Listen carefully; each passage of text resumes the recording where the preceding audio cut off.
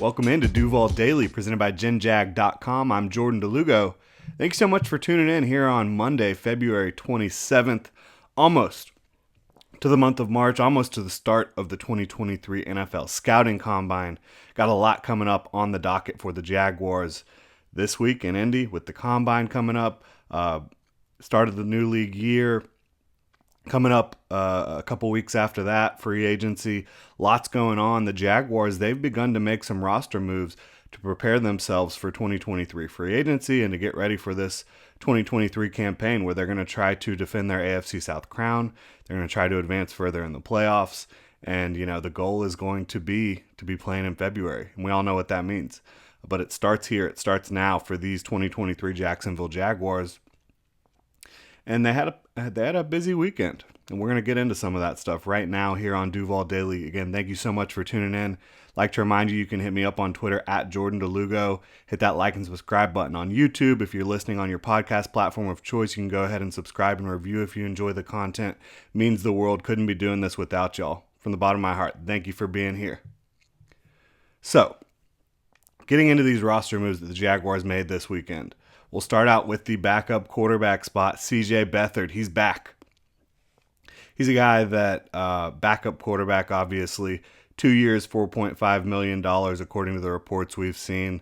And these deals that the Jaguars inked this weekend, we don't have the exact details of salary cap hits and that sort of thing yet, but we will get those as we move forward here. But 2 years, $4.5 million for a backup quarterback. That's going to be that's cheap, right? Like there's backup quarterbacks out there making a lot more than CJ Beathard's making. His average salary here, $2.25 million over this 2-year deal that they just signed. So getting CJ Beathard back in the building, I think this is a move where CJ and Trevor Lawrence have a great relationship. CJ and the coaching staff have a good relationship. He is a bit of a gamer. He's a guy that knows the system now. So I think this is a move that gives you a pretty decent floor as a backup quarterback. And I think he's a quality backup quarterback. Do I think CJ Beathard is like the best backup on the planet? Is he an elite backup in this league? I wouldn't say that, but when it comes to, pretty much being a sounding board for Trevor Lawrence and the rest of the staff, when it comes to having a good relationship with the rest of the staff and with Trevor, and when it comes to just being able to be a gamer, not being fazed by the moment, by being forced into a football game, I do think CJ Beathard can hold the fort for you. Do I think that bringing CJ Beathard back should mean that the Jaguars are done at quarterback? No, I don't.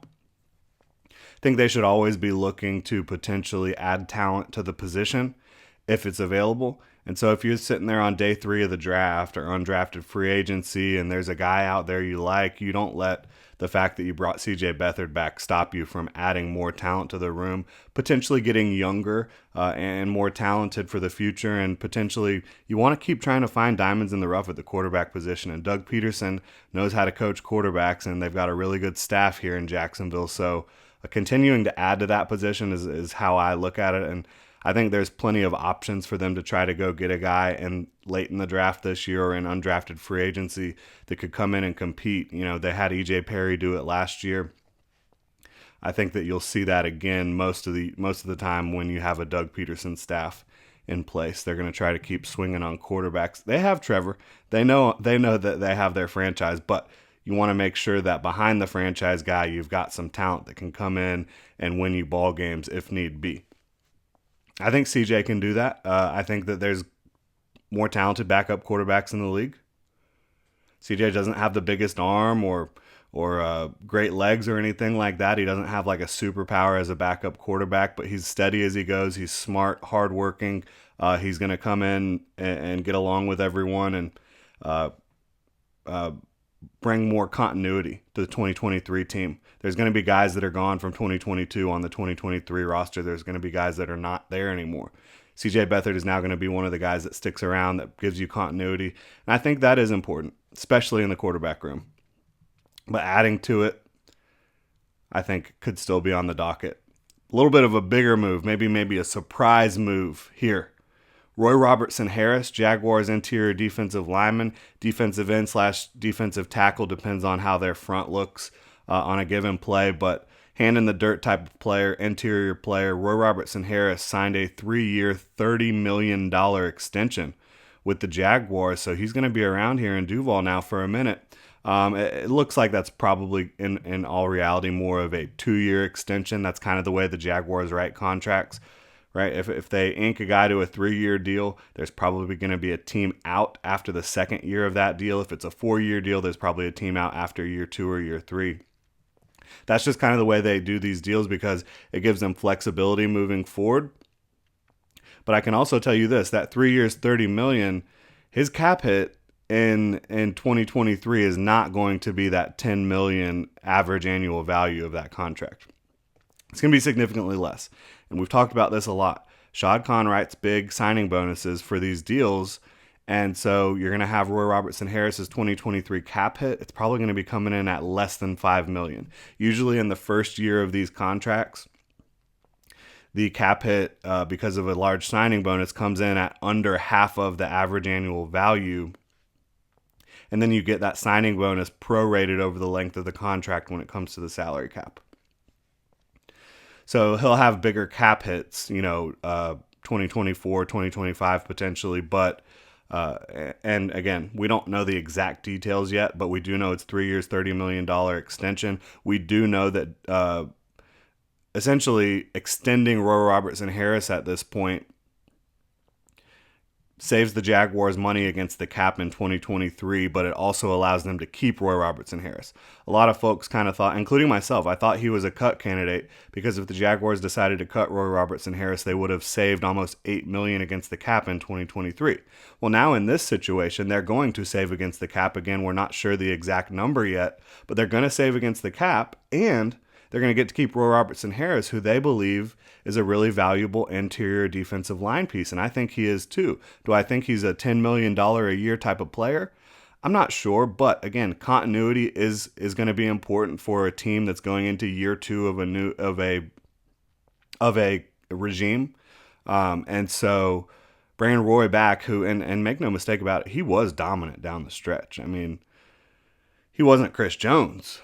Nobody is, right? But down the stretch when the Jaguars needed him most in those playoff games and the games against the Titans and some of the games towards the end of the regular season where they went on that 5-game winning streak, Roy was a big part of that. Not only getting pressure on the quarterback, but making plays in the backfield against running backs as well.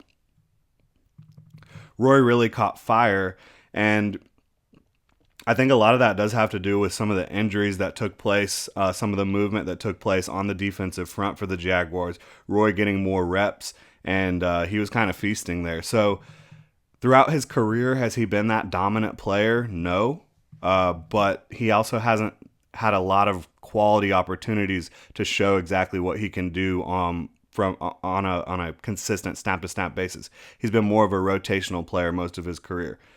Jaguars gave him an opportunity down the stretch in 2022.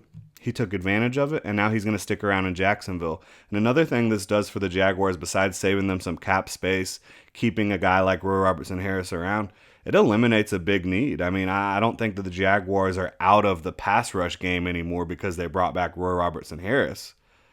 But if Roy did not return, they would have basically had no true interior rushers. Right, Arden Key, you feel like hopefully you can bring him back. Dewan Smoot, same thing. You don't know when he's going to be healthy with the Achilles. But Roy is a legitimate interior presence. He can play the run from the interior. He can also rush the passer. And if you didn't bring him back, you're going to be going into the draft unless they went and signed somebody high profile like a Javon Hargrave or Daron Payne, something of that, someone of that ilk. Unless they went and did that, going into the draft, they were going to be one of the most interior defensive line needy teams in the league. And not because Devon's not a quality player, Devon Hamilton, not because Foley can't be a quality player. And I know that he didn't play as well down the stretch, but he was battling injuries throughout the year. When he was healthy at the beginning of the year, Foley looked like he was that dude that they brought in here and paid $10 million, and he looked like he was going to be an impact player. But the point of it is, Foley, they're going to have an out in his contract after the 2023 season. Devon Hamilton is going into the final year of his rookie deal. So if those were your only two interior guys, you have no long-term future at the position, no long-term stability, and you also don't really have much pass rush juice. Love Devon Hamilton, and he did provide some pass rush, not a ton, but some. But he's more of a run defense guy. So is Foye Oluokin. So if those were your two interior guys you had on your roster, you're going to go into the draft desperately needing to add players that can potentially juice up the interior pass rush. And do I think that they're out of that business now? No. I think they should still add to this group, still add more pass rush. Whether it's the defensive interior, whether it's the edge, personally for me, it should be both. You've got to continue to juice up that pass rush, in my opinion. But bringing Roy back is a positive step in the right direction. It's not going to be overly expensive. It's not going to have big long-term cap ramifications. I think this is the type of quality deal that a team who made the playoffs in their first year under a new regime, a team that saw Roy Robertson-Harris surge down the stretch just like a bunch of these other players, I think it does make sense. Is it the direction I would have gone? I'm not sure. In fact, it probably isn't. But I do respect it. I do think Roy Robertson-Harris is a quality teammate, a good overall football player, and now he's going to have a chance to really show what he can do in what should be a larger role. They should feature him the way they featured him down the stretch last year. That's what they should be planning on doing in 2023. Now we've also got Jamycal Hasty, Jaguars backup running back, signed to a deal. The Jaguars announced yesterday. No details yet on that, but it will be minimal. This is not going to be a contract that you even need to worry about how it impacts the salary cap. It's going to be a very low-end running back contract. But what does Hasty do? He has special teams value for you. He has third down value. He can come in and block. He's not a huge guy, but he does his best as a blocker in third down situations. He's a good pass catcher. He has some explosiveness to his game. I think his running style fits what the Jaguars want to do up front. Again, with his combination of speed and quickness and toughness. Like when he first got here, I didn't exactly think Jamycal Hasty was somebody you're going to run between the tackles, and I still don't think that should be his feature role, his primary role. But you saw him run with toughness down the stretch for the Jaguars and run in between the tackles. And so I think this is a player they just saw a lot of value from in a variety of different ways. He's not just a running back. He helps you in a lot of ways, does Jamycal Hasty. And so I think keeping him around, again, that's a type of position or a type of move that continues to give you a decent floor. Right? Jamycal Hasty has a lot of experience in this league. He got good experience with the Jaguars last year, experience with the 49ers before that. He's got some skill to him. So I think bringing him back and fortifying your running back room behind Travis Etienne, you've also got Snoop Conner, of course. I think it makes sense. Now they also restructured Foye Oluokin's deal, which is not a big surprise when you look at players that the Jaguars would want to restructure, right? Because they're in a tight salary cap situation. If you haven't been paying attention, the Jaguars were about $30 million over the cap, including Calvin Ridley's contract. Heading into 2023, they've made some cap-cutting moves. Another one of those is restructuring Foye Oluokin, saving $10.36 million against the cap in 2023, which is a big number, no mistake about it. And this is purely a cap maneuvering move. This has nothing to do with how long Foye is going to be in Jacksonville. This is purely a cap-related move. It lowers his 2023 cap hit significantly. Again, by $10.36 million, the Jaguars lowered Foye's 2023 cap hit, clearing up some more space. I would not be surprised. In fact, I would be surprised if this is the only restructure. I think there are more restructures coming down the pipe. And when you look at candidates who could be quality candidates for a restructure, I think you're looking at players who have youth on their side, have the age thing on their side, which Foye certainly does. He's only about 27, I believe.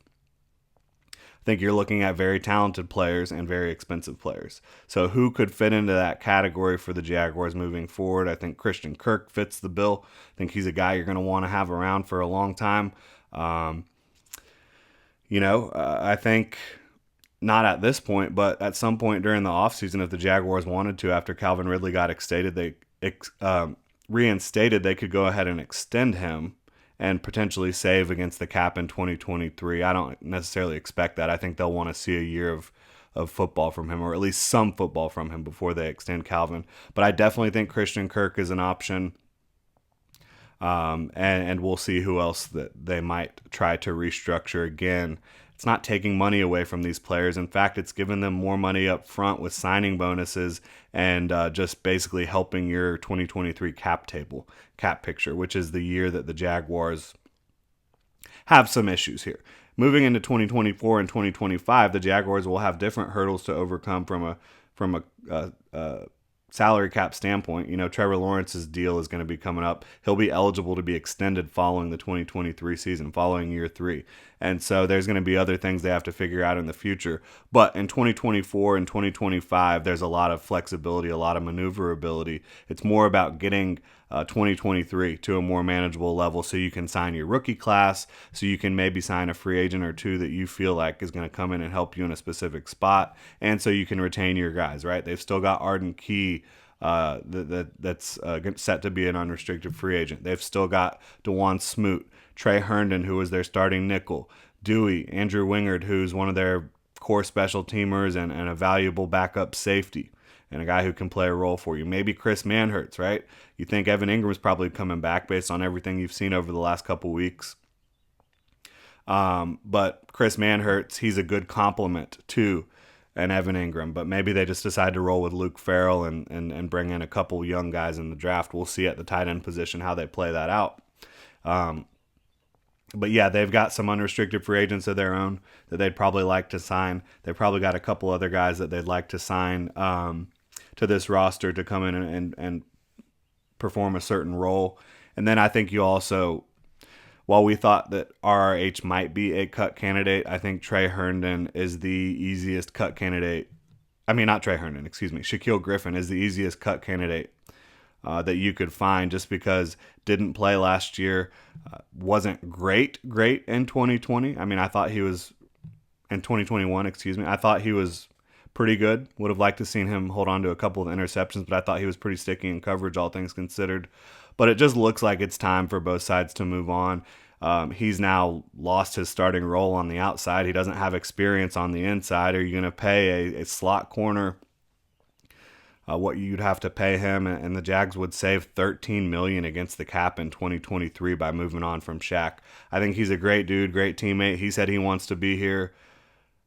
I just don't see how it makes any sense. I don't see how it's tenable for the Jaguars unless it was a massive restructure, and he's not going to do that. They're not going to push money down the road on Shaquille Griffin. He's not going to want to just save the team money.